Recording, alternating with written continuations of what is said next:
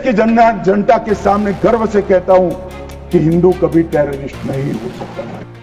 देश की संसद में गृह मंत्री अमित शाह ने एक बयान दिया कि हिंदू कभी आतंकवादी नहीं हो सकता, जिस पर कई विपक्षी दलों के हाव भाव बदल गए। इसके बाद सोशल मीडिया पर उन्हें ट्रोल करने की कोशिश भी की गई, लेकिन अब मुंबई कोर्ट ने इस पर शाह के बयान पर एक मोहर लगा दी है। हम आपको बताने जा रहे हैं, लेकिन उससे पहले शाह का वो बयान जो सदन में दिया गया है उसे सुनिएगा। बंबई का हमला, बंबई के हमले के बाद आज ये दिग्विजय सिंह चले गए हैं। उन्होंने कहा है तो आरएसएस ने करा है। मान्यवर, क्या बोल रहे हैं? किसके लिए बोल रहे हैं? किसको बचा रहे हैं? क्या कहना चाहते हैं? और हिंदू टेरर का सगुफा किसने छोड़ा? मैं आज दुनिया के सामने, देश की जनता के सामने गर्व से कहता हूं कि हिंदू कभी टेररिस्ट नहीं हो सकता। हम कभी टेररिस्ट नहीं हो सकते। क्या कहना चाहते हैं? फर्जी टाइप के केस बनाए, एक भी केस अदालत में नहीं टिका। देशभक्त संगठनों पर आरोप लगाए आपने, सिर्फ आपकी छिछोरी राजनीति के लिए।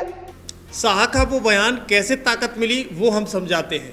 तारीख 29 सितंबर 2008, समय 9:35, जगह महाराष्ट्र का मालेगांव शहर। जोरदार ब्लास्ट, 7 आरोपी और 17 साल बाद मिला कोर्ट से न्याय।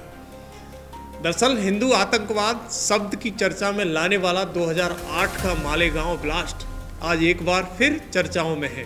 घटना के लगभग 17 साल बाद कोर्ट ने सभी 7 आरोपियों को बरी किया है। इस ब्लास्ट में 6 लोगों की मौत हुई थी और 100 से अधिक घायल हुए थे। केस के मुख्य आरोपी साध्वी प्रज्ञा ठाकुर, लेफ्टिनेंट कर्नल पुरोहित और समीर कुलकर्णी लगभग 9 साल जेल में रहे, जबकि अन्य आरोपियों की भी गिरफ्तारी के बाद जेल से अच्छा खासा समय गुजारना पड़ा था। लेकिन आज जब कोर्ट ने इन लोगों को बिना सबूत गवाह के बरी किया तो इस पर तमाम सारी प्रतिक्रियाएं सामने आने लगी। इससे पहले उनकी प्रतिक्रियाएं भी सुनाएंगे, लेकिन उससे पहले हम आपको बताए चलते हैं कि कैसे कांग्रेस नेताओं ने भगवा आतंकवाद नाम देने की कोशिश की। दरअसल हम आपको बता दें कि नासिक जिले में रमजान में पाक महीने की एक शांत रात थी, लेकिन तभी महाराष्ट्र के मालेगांव की एक मस्जिद के पास खड़ी मोटरसाइकिल में जोरदार धमाका होता है। उस धमाके को कांग्रेस के कुछ बड़े नेताओं ने भगवा आतंकवाद का नाम दे दिया था। धमाका इतना भयानक था कि आवाज़ दूर दूर तक गूंजी। इस ब्लास्ट में 6 लोगों की मौके पर मौत हुई और 101 से अधिक लोग घायल भी हुए। मालेगांव में जिस जगह नमाज की गूंज होनी थी, वहाँ चीख पुकार और तबाही का मंजर फैल गया। आसपास की कई दुकानें और घरों के शीशे चकनाचूर हो गए। ज़मीन पर सिर्फ खून, चप्पलें और चीखें बची हुई थी। पूरा देश सन्न रह गया। सवाल उठा कि आखिर ये ब्लास्ट किसने किया, क्यों किया। इस ब्लास्ट के बाद अक्टूबर 2008 में महाराष्ट्र एटीएस ने जांच शुरू की। कुछ ही हफ्तों में अभिनव भारत नाम की एक संस्था जांच के घेरे में आई और फिर गिरफ्तारी शुरू हुई। जिन नामों पर किसी को यकीन नहीं था वे आरोपी बन चुके थे। सूत्र बताते हैं कि सत्ता का दबाव इतना था कि जबरन आरोपियों के खिलाफ गवाही हो रही थी, जिनमें बीजेपी सांसद प्रज्ञा सिंह ठाकुर, आर्मी इंटेलिजेंस अफसर लेफ्टिनेंट कर्नल पुरोहित, रिटायर्ड मेजर रमेश उपाध्याय और अन्य 8 लोग शामिल थे। कुल 11 लोगों की गिरफ्तार किया गया। आरोप थे कि साजिश, बम सप्लाई और आतंक फैलाने की कोशिश की गई। इस सिलसिले में गिरफ्तारी हुई। सबसे पहली आरोपी बनी साध्वी प्रज्ञा ठाकुर। आरोपी नंबर 1 मालेगांव ब्लास्ट की सबसे विवादित हस्ती रही। दरअसल जिन्हें स्वामी पूर्णांक चेतनानंद गिरी के नाम से भी जाना जाता था, मध्य प्रदेश निवासी हैं और लंबे समय तक अखिल भारतीय विद्यार्थी परिषद से जुड़ी रही थी। वे मालेगांव विस्फोट मामले में पहली और मुख्य आरोपी थी जिन्हें महाराष्ट्र एटीएस ने गिरफ्तार किया था। क्या थे आरोप? दरअसल 2006 में मालेगांव में हुए बम धमाकों की जांच में एटीएस ने दावा किया था कि धमाका एलएमएल फ्रीडम मोटरसाइकिल में रखे गए बम से हुआ था। ये मोटरसाइकिल प्रज्ञा ठाकुर के नाम से रजिस्टर्ड थी। इसी आधार पर उन्हें केस से जोड़ा गया और गिरफ्तार किया गया।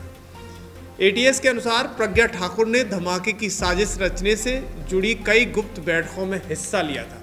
उन्होंने अन्य आरोपियों को सामग्री और संसाधन मुहैया कराने की बात कही थी। प्रज्ञा का पक्ष और अदालत में क्या हुआ? दरअसल प्रज्ञा ठाकुर ने अदालत में कहा कि वे इस साजिश का हिस्सा नहीं है। उन्हें गैर कानूनी तरीके से हिरासत में रखकर टॉर्चर किया गया है। उन्होंने कई इंटरव्यू में बताया कि मुझे इतना पीटा गया कि जब तक बेहोश नहीं हो जाती थी तब तक लोग पटे से पीटते रहते थे। जब होश में आती थी तो गर्म पानी और नमक डालकर उसमें घायल हाथों को डलवाया जाता था। उन्होंने खुद कहा कि कांग्रेस सरकार की राजनीतिक साजिश का शिकार हुई थी मैं। जेल में रहते हुए उन्होंने अपने स्वास्थ्य, कैंसर और इलाज की दिक्कतों का भी हवाला दिया।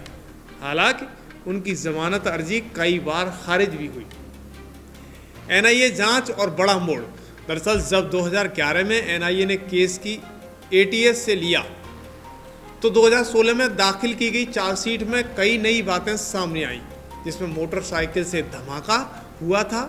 वो घटना से काफ़ी पहले प्रज्ञा के पास नहीं थी। कई मुख्य गवाहों ने अपने बयान बदल लिए और साजिश वाली मीटिंग के दावे से पीछे हट गए। इन परिस्थितियों को ध्यान में रखते हुए 2017 में मुंबई हाई कोर्ट ने उन्हें जमानत दे दी। अब नंबर दूसरा, प्रसाद श्रीकांत पुरोहित। क्या थे आरोप?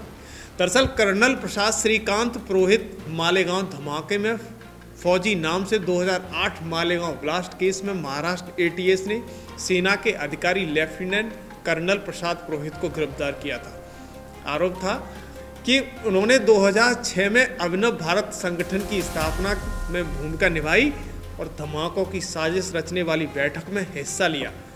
एटीएस का दावा था कि वे इन बैठकों में एक अलग राष्ट्र, झंडा और संविधान की बात करते थे और विदेश में निर्वासित सरकार की योजना का प्रचार करते थे। फोन टेपिंग में उनकी बातचीत को भी सबूत के रूप में पेश किया गया। कोर्ट में क्या कहा गया? पुरोहित ने दलील दी कि वे उन बैठकों में सेना के खुफिया अधिकारी के रूप में शामिल हुए थे ताकि कट्टरवाद पर नजर रखी जा सके। उन्होंने ये भी कहा कि एक सैन्य अधिकारी के लिए आरडीएक्स जुटाना संभव नहीं है। सुनवाई के दौरान सेना के कई अधिकारियों ने उनके पक्ष में गवाही भी दी और आरोप लगाया कि एटीएस ने दबाव डालकर बयान दिलवाने की कोशिश की। 2017 में सुप्रीम कोर्ट ने उन्हें जमानत दी, जिसके बाद वे दोबारा सेना से जुड़ गए। अब आता है तीसरा नाम, रमेश उपाध्याय। क्या थे आरोप? दरअसल भारतीय सेना के रिटायर्ड मेजर रमेश उपाध्याय इस मामले में गिरफ्तार होने वाले चौथे आरोपी थे। एटीएस ने दावा किया था कि फरीदाबाद में एक बैठक के दौरान उपाध्याय ने इस मामले में सह आरोपी प्रसाद पुरोहित के साथ हिंदू राष्ट्र बनाने और इसके अलावा संविधान विचारधारा का समर्थन किया था। फिर आता है आगे का नाम, अजय रहेरकर। क्या थे आरोप? दरअसल महाराष्ट्र के पुणे से जुड़े व्यापारी अजय रहेरकर को एटीएस ने नवंबर 2008 को गिरफ्तार किया था। एटीएस ने आरोप लगाया था कि अभिनव भारत संगठन का गठन 2006 में पुणे में उनके ही घर पर हुआ था और वे इस संगठन के ट्रेजरर रहे थे। एटीएस ने आरोप लगाया था कि रहेरकर मालेगांव ब्लास्ट की साजिश से जुड़े कई बैठकों में शामिल हुए और अभिनव भारत के जरिए धमाकों के लिए फंड्स जुटाने में लगे थे। उन्होंने कहा था कि एटीएस ने मामलों में उन्हें झूठे दावों में फंसाने की कोशिश की। उनका ब्लास्ट से कोई लेना देना नहीं था। बॉम्बे हाई कोर्ट ने उन्हें 9 नवंबर 2011 को जमानत दे दी। कोर्ट ने कहा कि एटीएस ने दावा किया कि वे ब्लास्ट की साजिश रचने वाली बैठकों का हिस्सा रहे, लेकिन मीटिंग से जुड़ी कथित बातचीत से उनके इसमें शामिल रहने का कोई तथ्य नहीं मिलता है। अब आता है नेक्स्ट नाम, सुधाकर चतुर्वेदी। क्या थे आरोप? सुधाकर चतुर्वेदी सेना के खुफिया विभाग के लिए काम करते थे। एटीएस का दावा था कि वो अभिनव भारत संगठन को कई अहम सूचनाएं पहुंचाने के लिए जिम्मेदार थे और बम ब्लास्ट के वक्त वो नासिक के देवलाली में रुके हुए थे। एटीएस ने आरोप लगाया था कि आरडीएक्स के स्रोतों का पीछा करने पर इसका एक ठिकाना चतुर्वेदी के किराए के घर पर भी मिला था, लेकिन फिर मुंबई कोर्ट ने उन्हें बाइज्जत बरी किया। दरअसल नेक्स्ट नाम आता है सुधाकर द्विवेदी। क्या थे आरोप? मालेगांव ब्लास्ट केस में द्विवेदी को 2008 में गिरफ्तार किया गया। एटीएस का दावा था कि उसके पास जो लैपटॉप जब्त किया गया था उसमें बाकी आरोपियों के साथ जो बैठक हुई उसकी कई ऑडियो और वीडियो रिकॉर्डिंग मौजूद थी। लेकिन एनआईए की सारे सबूत फेक और गलत निकले। कोर्ट ने फिर उन्हें छोड़ा। फिर नेक्स्ट नेम आया समीर कुलकर्णी। क्या थे आरोप? मालेगांव धमाके के मामले में कोर्ट में जितनी भी सुनवाई हुई, समीर कुलकर्णी लगभग सभी में मौजूद रहे। पुणे में एक सामाजिक कार्यकर्ता के तौर पर काम करने वाले समीर कुलकर्णी पर आरोप लगे कि वो हिंदुओं के खिलाफ जो हो रही है बर्बरता, उसका बदला लेने के लिए जुड़ी चर्चाओं में शामिल होते थे। फिर आता है नेक्स्ट नंबर 2 और आरोपी जिन्हें नहीं किया जा सका गिरफ्तार। दरअसल एटीएस और एनआईए ने 2 और लोगों के नाम आरोप के तौर पर चार्जशीट में दाखिल किए थे, हालांकि कभी भी उन्हें गिरफ्तार नहीं किया जा सका। दोस्तों, इस केस में एटीएस ने 2009 में चार्जशीट दाखिल की, 2011 में जांच में एनआईए को सौंपी गई, यूपीए की धाराएं भी लगाई गई। फिर 323 गवाह पेश किए गए और 34 गवाह अपने बयान से मुकर गए। कोर्ट को कोई फिंगरप्रिंट नहीं मिले, कोई आरडीएक्स के निशान सबूत नहीं मिले, बाइक का चेसिस नंबर भी नहीं मिला, साध्वी की बाइक थी ये भी साबित नहीं हो पाया, और बम किसने रखा था ये भी नहीं पता चला। तो फिर कोर्ट क्या करता? दरअसल 17 साल की लंबी जांच, सैकड़ों गवाह और एक भी पुख्ता सबूत नहीं। कोर्ट ने कहा कि दोष साबित नहीं हुआ है। अब सवाल ये नहीं है कि आरोपी बरी हुए, बल्कि ये है कि हिंदू आतंकवाद की थ्योरी क्या सच में थी या एक राजनीतिक छलावा था? क्या सिर्फ भगवा पहन लेना किसी को आतंकवादी बना देता है? मालेगांव केस भले खत्म हो गया हो, लेकिन आतंकवाद के नाम पर फैलाई गई सोच का हिसाब अब भी बाकी है।